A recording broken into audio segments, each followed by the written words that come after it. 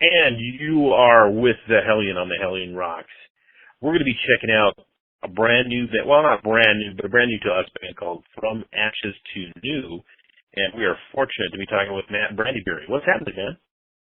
Not a whole lot, man. Just out on the road right now with POD.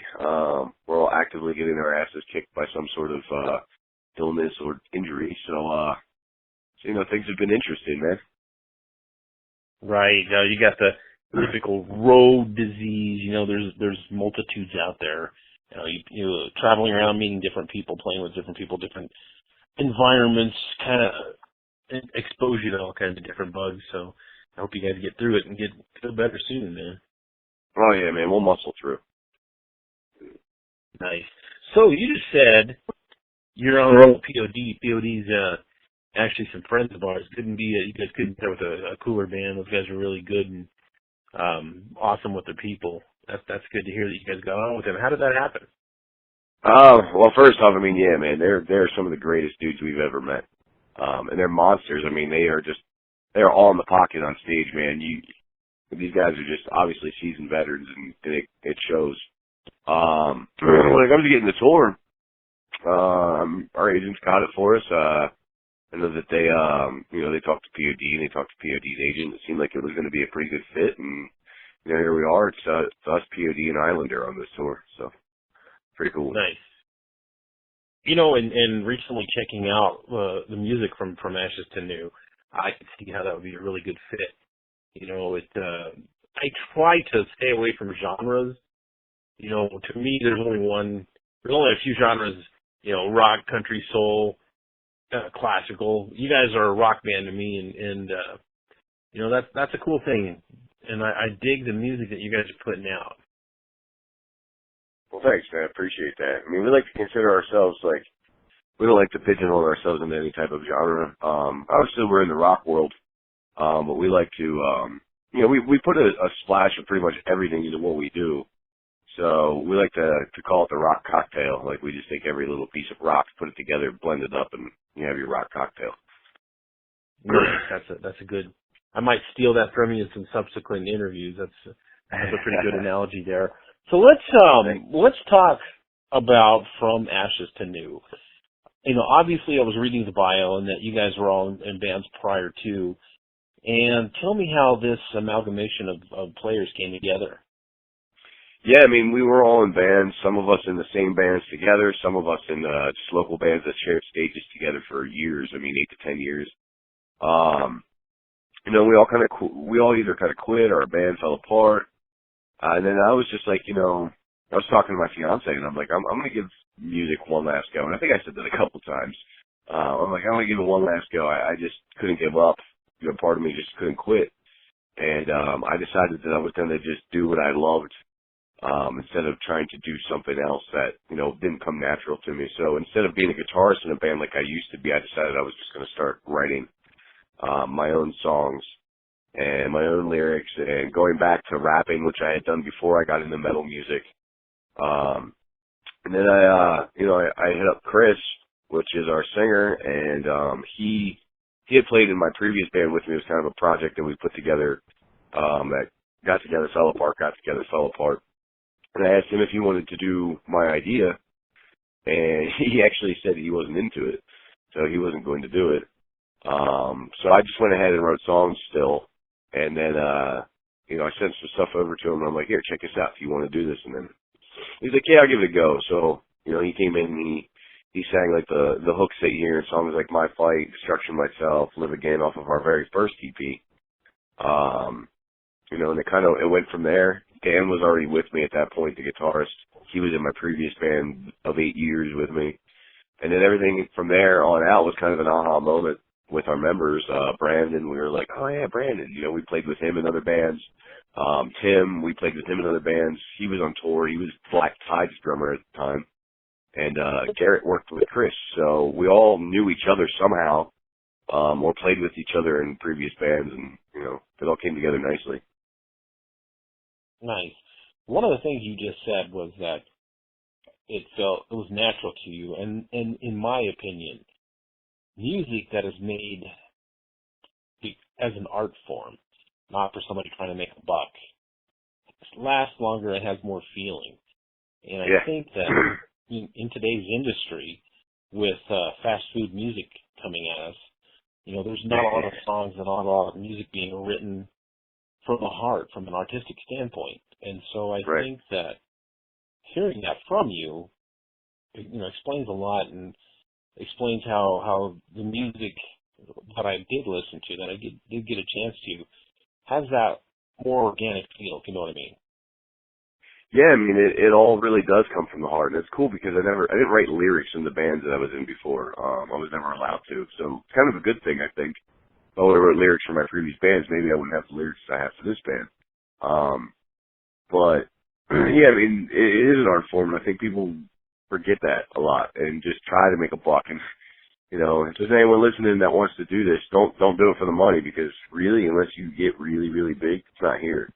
I had a real cushy job before this, and it was something, it was money. I had a steady income. It was a good one, especially in this economy, and I left it to do this where there's really no money at this point. And for me, it's all about the art. It's all about expressing myself, and it's all about helping other people that have problems expressing themselves. Nice, and that positive message does show through, and it does. I think it ultimately does lead to success in the forum, by reaching people, and talking about the money issue. We've all been around the scene. I've been around the scene for quite a while, and we've seen the rise and fall of the music industry, and it's just like everything else. I think that the corporate involvement and lining their pockets up top, that caused the downfall of it, and it's unfortunate that we were listening to that. But I do see a turnaround happening, and I do see the music industry going to be revived. But this go around, I think it's going to be revived in the hands of the musicians themselves. Yeah, I mean, it's a very DIY thing. Correct. We got to where we're at DIY. I mean, obviously we had help on the back end, but most of the fans that we've gathered and most of the stuff that we put together was all, DIY. And I think it is in the hands of the musician. I think it's tough because the market's really saturated.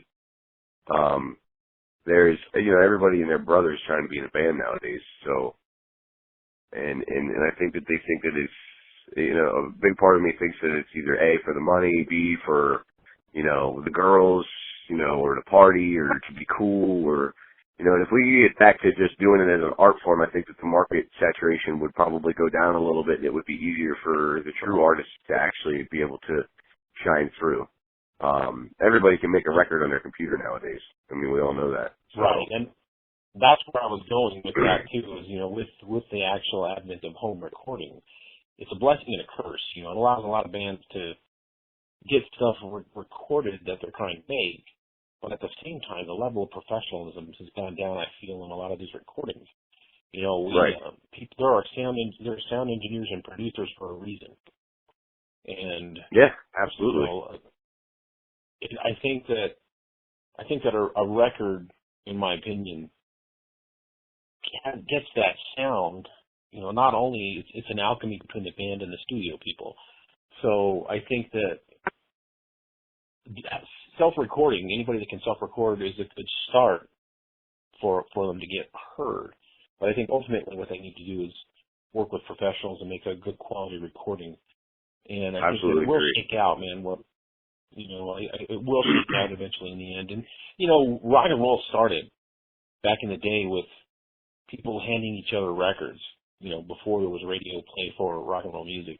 It was a grassroots underground movement, people recommending bands. And I think we're back there today. We're seeing that again with people listening to a band that's not heard on the radio and saying, hey, man, you guys need to check this out. And one of the cool things about social media is it allows people to share around the world the band that they really like. Mm-hmm. Absolutely, and we've been a product of that. People sharing, and it's been great. So fans have been killing for us on that aspect. When it comes to like home studio recordings and stuff, like I have a small home studio. I don't know many people that like music or that play music that don't nowadays. Right. You know, and I spent a few years getting good at, you know, having a home studio, learning the ins and outs of recording softwares and, you know, instrument plugins and things of that nature, learning how to compose. And I spent a few years kind of studying that myself, not studying it through school or anything like that, but just picking it apart. And, you know, I got pretty good at doing home recordings. I'm pretty good at doing that. But I do the same thing you do. Like, no matter how good I can make my recording, it's not going to be as good as someone who's, you know, been doing it forever. And that's what we did is we did our recording and we took it to a professional and had it done. And then we even had it sent out to another professional to have it mastered. So, you know, it's like we always say to people, like, well, what do you got to do to be successful? And it's like, you know, hone your skill, just practice your craft and become good at your craft. You know, the unfortunate thing is that there's programs that make people that can't sing sound like they can sing. So, that's one of the hardest things in the market right now is things like Waves Tuned and Melodyne, making people who can't sing sound like they can. Yep. I was going to say that the recordings I did listen to did have that professional quality to them, so kudos to you guys for, you know, being proactive on that. That's Thanks, man. definitely makes a difference. Now, that's kind of our process. It's like just, oh, sorry. Go ahead, man. I was just saying, it's kind of our process. It helps us. With our previous bands, we wrote everything live. Like, you know, we would, and I think that's kind of the way everyone did it back then, is you would get together and you would jam. Someone would break out a riff. The drummer would start drumming, and then the vocalist would write some lyrics, and then, you know, you have a song. We took a different approach with this band. I think that's why it's got a high production level, is we decided instead of writing it like that, it would start as a core. You know, I would start writing the music, and then, you know, people would start building on top of it, and it's kind of a big puzzle, or, you know, a Lego setup or whatever, if you will. That's kind of what we do now, is we build it piece by piece by piece in my home studio, and then we record it, and then we learn it. So, it's a completely different process, but it gives us a lot quicker way of writing. I mean, we can bust us a whole song out in 3 days, so it's really cool. Nice. That was actually where I was going, so I'm glad you said that. I was going to say you put the band together and how does the songwriting process proceed, but you're in my head, man, so that's a good thing. So, okay, you guys are together. We got some cool songs. You know, you definitely got a vibe going on. Tell me about a live show, man. How does it all translate live for you guys? Oh, man. I think that we're best described live in one word, man: energy. And I don't think that you really know, like, what we do live until you actually come see it. We have a lot of people that are really, really into our music on the back end. You know, they listen to our music, they love it, they're fans, but they haven't seen us live. And then when they do come see us live, they're like, holy, like, what just happened? And I think that's, you know, I think partially it's because of our lyrical content. Like, our lyrical content and the way our music is written. I mean, I have severe ADHD. And I'm not joking around. I mean, I've got severe ADHD. I don't medicate because I don't believe in it. And my medication is music. And my ADHD goes into every one of our songs. That's why you hear, like, the upbeats. You hear, you know, the very angsty lyrics, you know, stuff like that. And that translates live the same way that you're listening to it. And it's just like I like to think of myself when I'm up there as a boxer. It's just an endurance boxing match the whole time, and I'm just throwing hooks every time I'm on stage. That's awesome. You know, that a lot of bands, I think, in the past few years have gotten away from that high energy live performance. You know, it's hard. Back in the 70s and 80s, you know, it was about the show. You know, the music and everything was a combination. It was an event to go to a rock show. Exactly, and it should be. You hung out in the park. Yeah, you hung out in the parking lot. You talked to people. You know, you're wearing the shirts. You got the patches on the jackets and stuff. You know, you're creating stories back and forth about the bands. You know, it was an event.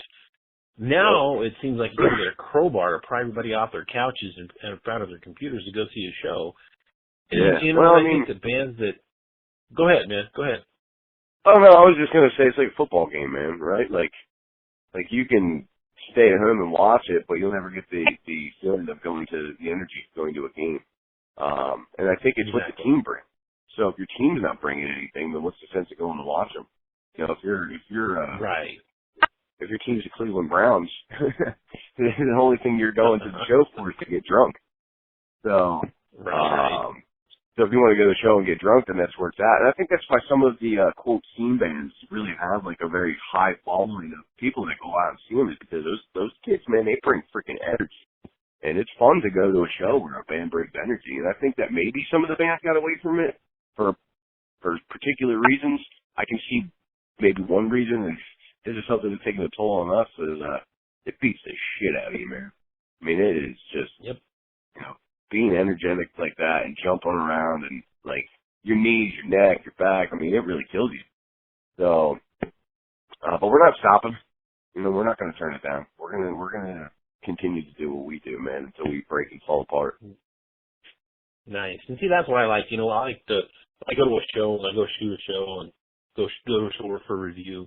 I like for me to leave there going, God, what just happened? You know, yeah, man, that's what it should train wreck. You know, and it's an event, and I think that energy that comes from the stage and waves through the crowd, you know, it does create a buzz, and it does, you know, people go, oh man, you should go check these guys out. And I think that, you know, that needs to happen more often, and we need to get people away from just watching shows on their computer on YouTube, because you're right, there's an ambiance and je ne sais quoi when you go to a live show that you can't get from your computer. Yeah, man, you absolutely cannot. The atmosphere itself is, you know, totally different than sitting at home watching on a computer by yourself. You know, I mean, we encourage everyone to come out to our shows, and we know how it is. But if we get enough people to come out and see us, we're pretty confident dudes that we think that you know, the more people that come and see us, the more people that they're going to tell to come and see us. And the next time we come back around, the more people will be there. So, nice. You know, just need to keep touring. That's where we're at. Just got to keep touring. And on that, and that's another thing. There's a lot of bands these days that, you know, a lot of local bands that just don't really seem to get the fact that you've got a tour to make it happen. You know, they're not going to come to you. You know, like back in the day when we had the Sunset Strip and you know, the whole Seattle thing. And, they and our guys in the record labels chased you down. They went to the places and found you.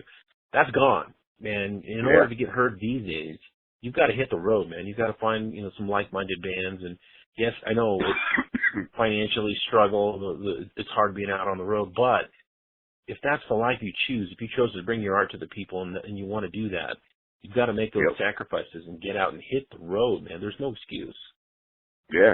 I mean, we got fortunate in a way with how we got found, and I would have never thought it because I spent so much time my previous bands trying to get heard. But, you know, so we put out a song. We put out like 2 songs, and one of the songs, a fan, I can only imagine it was like a local fan because we were like nothing at that point. They took the song and they posted it on a Sirius XM Octane Facebook post, and the program director was scrolling through by chance that day. It happened to stumble across this link that this person put on that post. He listened to it. It was our song My Fight, and he started spinning it. And, you know, people started just flowing in, and we're like, where are all these people coming from? And then some dude was like, man, I heard you guys on Octane, great song. And I'm like, you heard us where? And at that point, we weren't even a band. It was just the 3 of us writing, you know, myself, Dan, and Chris. It was just the 3 of us writing songs and putting them out because, you know, just for fun. At that point, the idea of this being a band wasn't even there yet. It was still a concept. So, so yeah, that was kind of how that happened. But it was still the live aspect. We still had to go play shows in front of the people who were interested in us. Like, you know, we still had to be good live. We couldn't, you know, we couldn't just record it, put it out on the radio, and then the next thing you know, we're signing a record deal and going on tours with big bands like we've been. It's, you know, you still have to go out and prove yourself. Nice. Very true. Very true. So, on the road with POD, you guys have an EP out, and am I correct in figuring out that you guys are going to have a record coming out soon? Full record? Yeah, we're not exactly sure. We're hoping it's going to be sometime this year. If not, it'll be really early next year. But we're not 100% sure of the release yet. But we do have a new record coming out. It's titled Day One. Nice. I think now, you know, if you listen to the songs and you listen to the title of the record and the name of the band, and you really wrap it all together, From Ashes to New is really more of a story than it is just a band making music.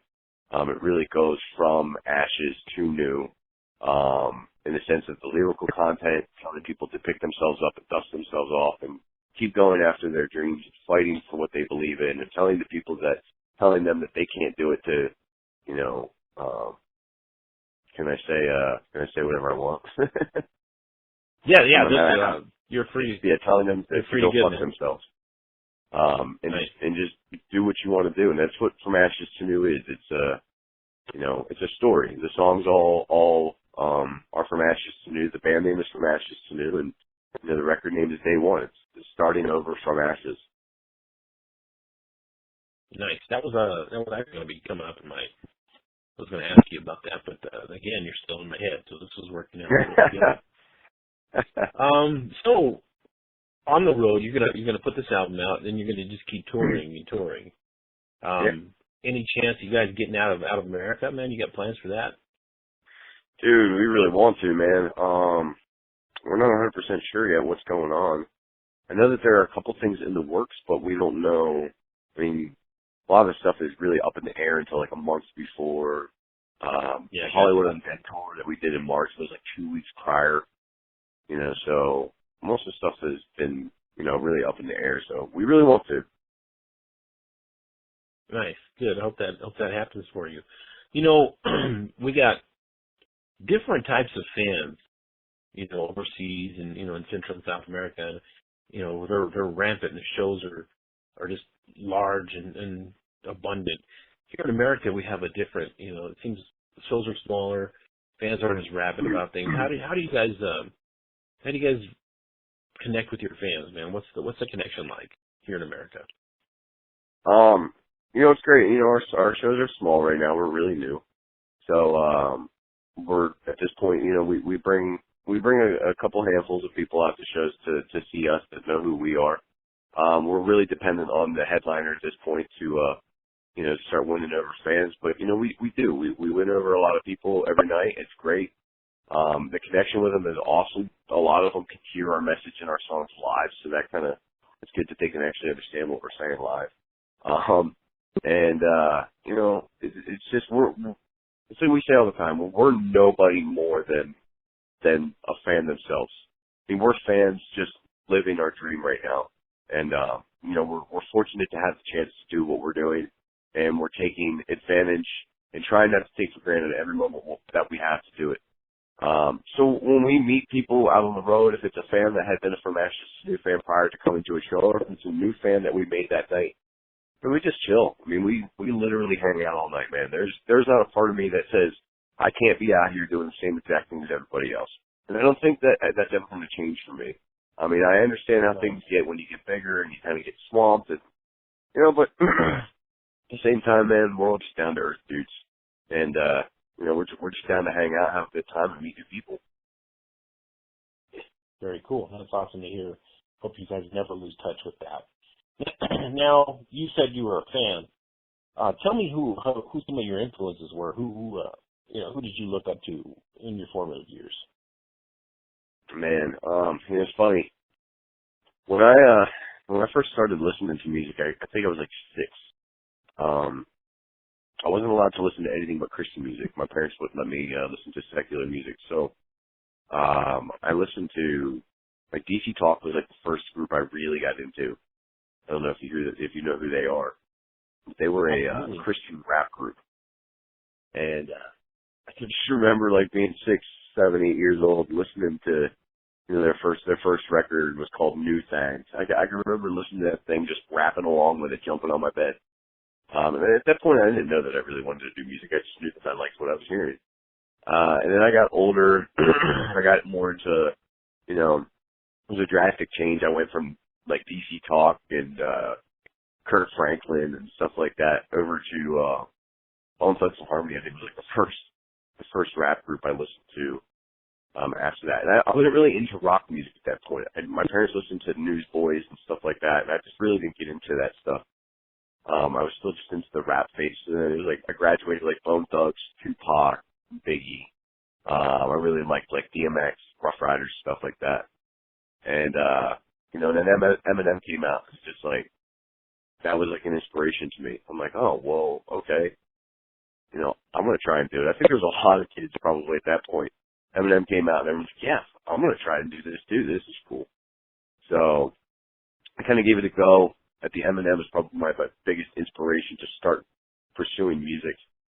I don't think it was the fact that he was a white rapper or anything of that nature. I really think it was what the punch that he packed in his lyrical content. If it wasn't, him saying whatever he felt like saying and just being funny, in his own manner, or some of the songs that he had that really were heart-driven songs that you could tell really came from what he thought, that made me want to rap. So then I started rapping. People told me to quit.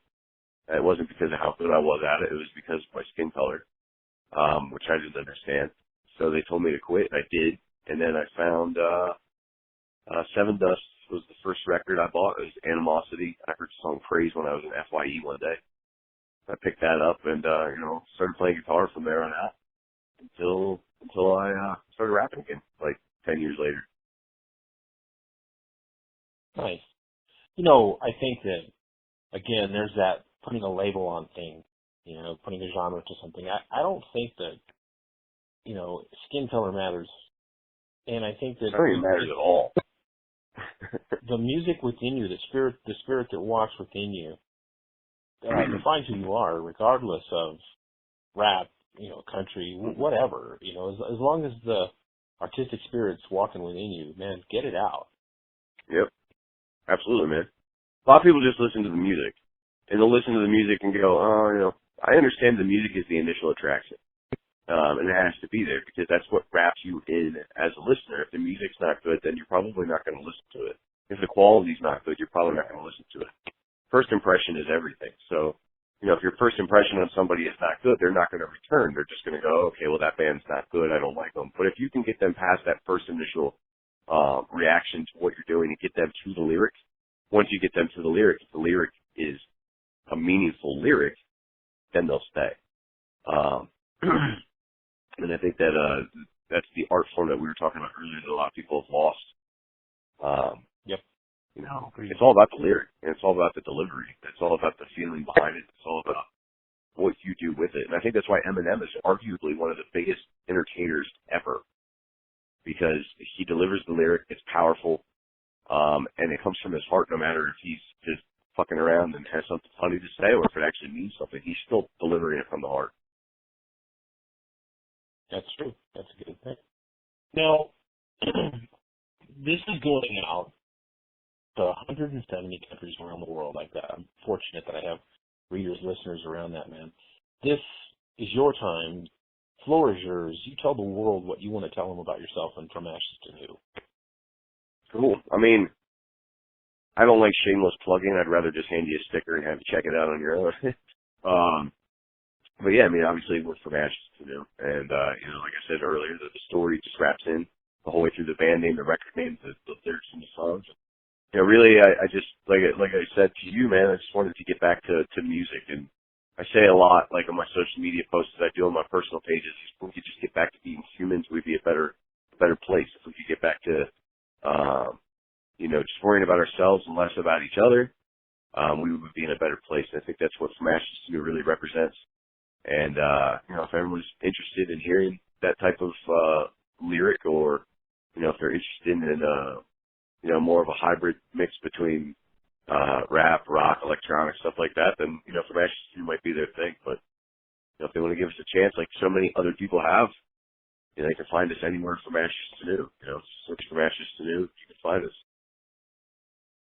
Nice. Well, this is the Hellion from the Hellion Rocks. We're talking to From Ashes to New. Generally, like I said, we're more into hard rock and, classic rock, but I do appreciate it, and I do listen to a lot of bands like From Ashes to New. We're talking about Brandyberry. They're currently out on the road with POD, some personal friends of ours, and they got a record coming out soon, and I think that you guys should do yourselves a favor. Check them out online. listen to the EPs, wait for the album to come out. And if they come anywhere near you, go out and support live rock and roll music. This is the Hellion, and we're out.